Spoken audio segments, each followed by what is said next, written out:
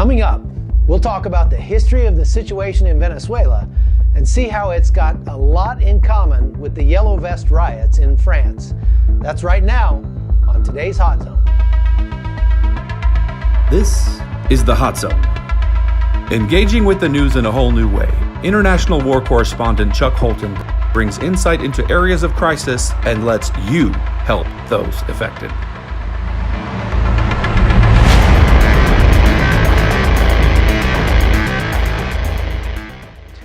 Hey folks, Chuck Holton here. Hope you're having a great week. If you haven't seen episode 57, my interview with our Iraqi interpreter and Humvee driver, Mohammed, you definitely should make time to go see it. People are giving me great feedback on it. They love it. Thanks so much for all you who are supporting the podcast. It was kind of a slow start, but now we've got new subscribers joining every day over at patreon.com/hotzone, and we're seeing encouraging growth across all our platforms. Very shortly, we're going to be live on opslens.com and their new app, which should be online hopefully this week. Okay, the Yellow Vest movement marched again in France over the weekend, with more than 50,000 people taking part in those marches across the country. There wasn't as much violence this time, only a couple dozen arrests, but the grassroots movement really shows no signs of going away. And they continue to call for the resignation of French President Emmanuel Macron. Now, let me just give you a little refresher on the Yellow Vest movement. The protest started over 15 weeks ago, back in November, with some of the most violent riots that have been seen in France in years.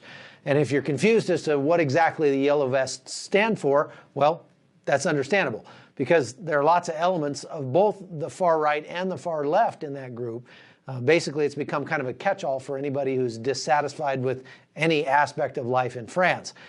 Some say taxes are too high, others say they need more taxes, but only on the rich, of course.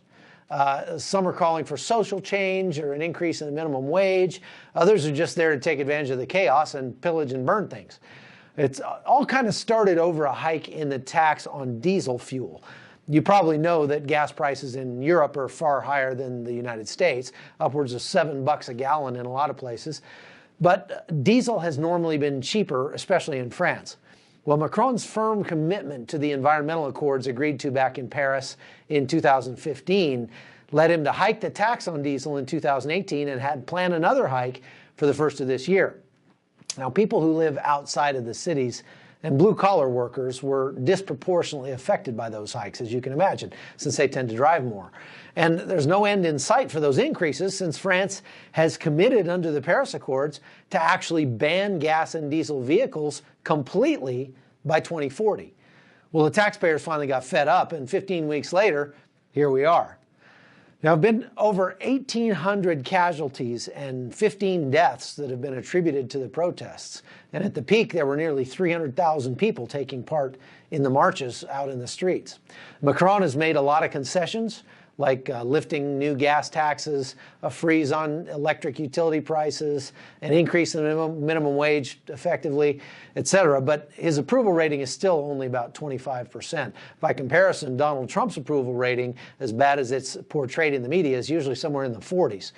Part of the reason for this is that many people in France are unhappy with the flood of migrants, many of whom end up sleeping on the streets, the increasing crime in the cities that goes with that. I made a Frontlines episode about that a couple years ago. Check it out. Europe is undergoing a massive transformation as millions of immigrants surge north out of Africa, the Middle East, and Asia, drawn by the prospect of generous social programs and a better way of life. In the last few years, the numbers have been staggering. 1.8 million migrants in 2015 alone, and it's causing tensions among the EU member states as countries like Greece, Hungary, and Sweden shoulder a disproportionate share of the burden. And a corresponding uptick in immigrant-related violence has spawned a populist uprising that is sweeping the continent.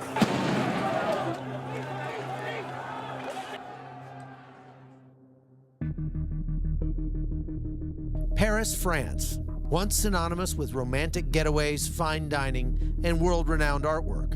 In recent years, however, it's become better known for horrific scenes like Charlie Hebdo, the Bataclan Theater, and other massacres, all with one thing in common: radical Islamic jihad.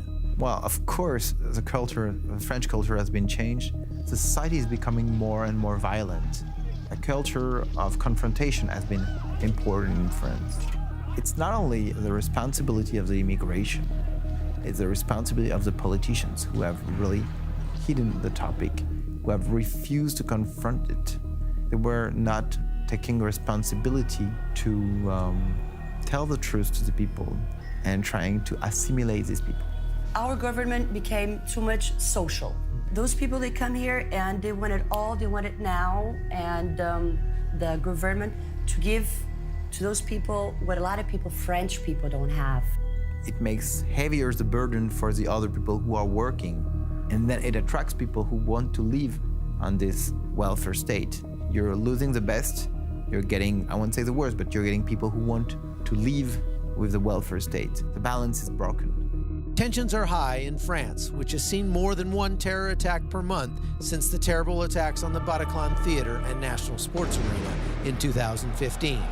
But French politicians are convinced the best way to combat this violent trend is to keep French citizens unarmed. We just found a gun store here. All of these guns you see, though, are not real. They have guns that fire blanks, they have airsoft, and they have BB guns, as well as some hunting rifles. But it's not possible to buy a pistol here in France. We went yesterday to Bataclan. Those attackers used rifles, grenades, and explosive vests. All of those things are illegal in France. If I live here and I want to get a pistol and protect myself, I'm not allowed to do that. You have to understand the culture in the United States. It's much, much different. I mean, I carry a pistol everywhere in the United States. I go to the bank with a pistol. I go to church with a pistol. Well, then you can defend yourself if a bad guy is coming. That's right. the problem. That's the problem we had at the Bataclan. When the bullets were coming only from one side, nobody could fire back. I realize the culture is very different here, but has there been any talk about I should be able to defend myself? Well, this is not a debate. This is not in the public debate. No. I mean, if I raise this issue, I would be considered as a nutcase. You know, the guy's insane. Okay, it just doesn't make sense. It's not even it's not an option. It's nobody. I mean, not a single candidate at the presidential election would come and say, "Look, I want to make you be able to carry a gun." You know, I've spent so much time in the States, so I really understand the difference and how it seemed bizarre. But I mean, had people had guns at the Bataclan, it would have been a different story. Anti-government rioting has also swept the nation. And there are some places around Paris the police say they just won't go.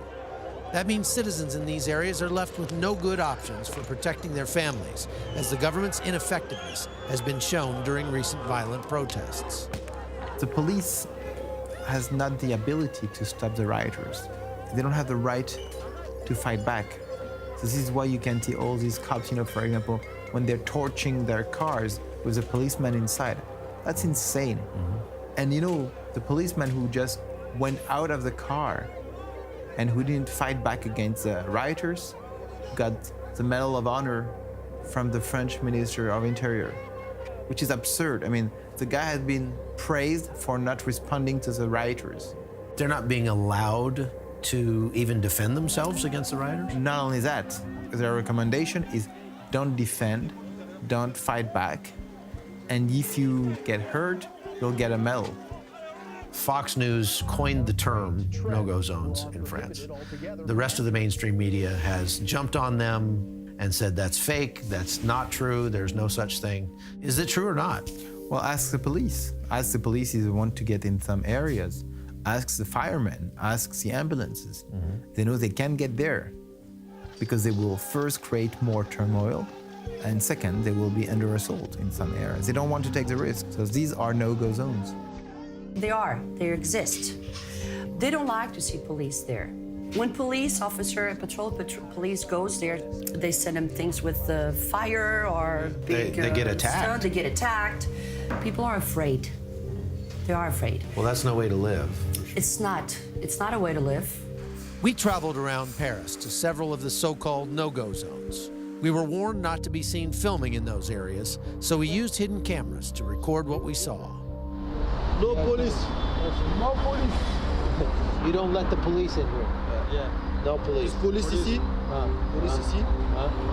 Stop. So we were just approached by these two young men while we were filming, and between my broken French and their broken English, they communicated to us that we had to be careful filming around there because there was a lot of drug trafficking, and that if the police showed up, it would get very bad between them and the police. They did not appreciate police presence, and that if there was police in the area, that there would be a fight.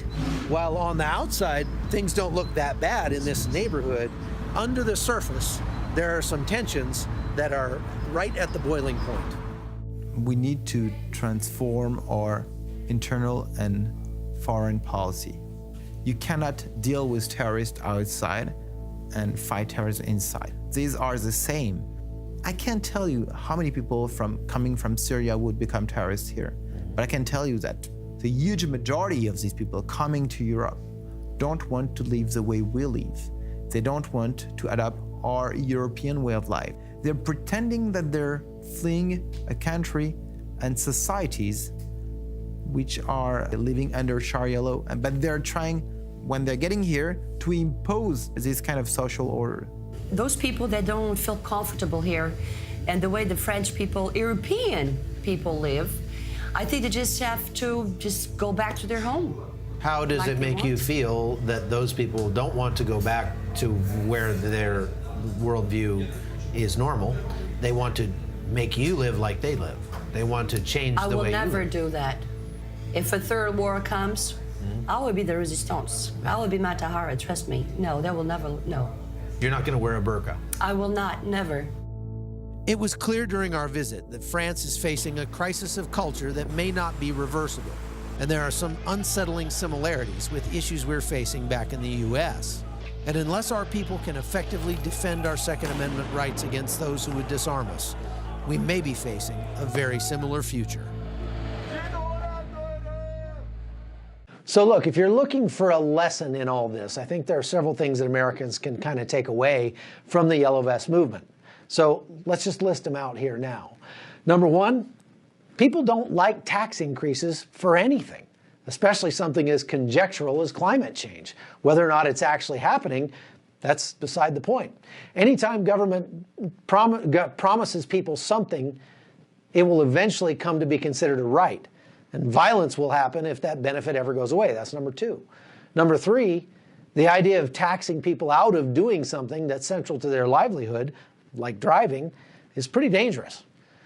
Number four, socialism is progressive, like cancer is progressive. France is already in the top 25 countries in the world with the highest standard of living. That means like 88% of the nations on the planet Earth, people are worse off than they are in France. But people in France are burning the country down, demanding better wages, shorter hours, cheaper prices. And those things are all sort of self-contradictory if you think about it. In order to even try to deliver on all those demands, France would have to substantially increase taxes, but of course only on the wealthy. And France already taxes its citizens north of 45% of their income. The wealthy have been fleeing that country for years over the heavy tax burden. So socialism consumes wealth and industry and still can't ever fully deliver on its promises to the common man. So we've seen that over and over again. Let's pivot, for example, to Venezuela, which is kind of the case in point for how democratic socialism ends up. People there are way past the tax the rich stage, and they're down to the eat our pets stage. Over the last week, we've talked a lot about what's going on in Venezuela, the mayhem, poverty, the despair. More than 3 million people have fled that country, and a whole lot more are going to follow if the current regime doesn't fall pretty soon. See, 30 years ago today, the streets of Caracas were on fire. People were looting and burning the city in protest of, take a guess, an increase in the price of fuel. It came out to be called the Caracazo. Some say more than 2,000 people died as the government came in and violently repressed those protests with a heavy hand. Now, this is before Venezuela fully embraced socialism. They were leaning left at that point, no doubt, but politicians like to do what all politicians like to do, try to buy the votes of the poor by redistributing wealth from the rich. but their champagne taste didn't fit with their beer budget, and the government had borrowed heavily to pay for all of its promised entitlements to the people. So in late 1988, when the new president, Carlos Andrés Pérez, proposed to move things toward fiscal responsibility by removing subsidies on fuel, the effect was a 30% increase in the cost of transportation. And people took to the streets in protest because they deserved those prices, even though those prices were subsidized. Now, I've never understood why people think they gain by burning down their own neighborhoods. But that's kind of how the mob mentality works. Once people get infected by the mob, their actions cease to make sense. And rarely does it do any good for the country. In Venezuela's case, the government ended up suspending the Constitution, violently suppressing the riots with things like extrajudicial killings, torture, disappearances, and so on. One of the soldiers carrying out those orders was a previously unknown Venezuelan military colonel named, you guessed it, Hugo Chavez. In the political instability that followed that whole thing, Chavez and his henchmen began planning a coup, but was later found out and put in jail. He then got pardoned by President Pérez's successor and was then elected president himself in 2002. Chavez's campaign platform went like this: free health care for all, including pets, believe it or not, free college, social justice reform, we've heard that before, forced compliance with environmental reform, you've got to replace all your light bulbs, land expropriation and wealth redistribution to the poor. Does any of this sound familiar? I mean, seriously, sometimes I think Bernie Sanders and Alexandria Ocasio-Cortez are plagiarizing speeches Hugo Chavez gave in 2001. Nevertheless, this is what began a 20-year decline into the socialist pit, an untold suffering by millions of people. Now look, I've done my best here to simplify a complex and thorny issue. And to be fair, corruption in the government played a big part in the decline and fall of Venezuela, as it has with many other countries. But now you know a little bit more about the story of how Venezuela got to where it is today. It was called the Caracazo, and what France could very well be looking like tomorrow. Okay, that's all I got for today, folks. Thanks for going with us on this adventure.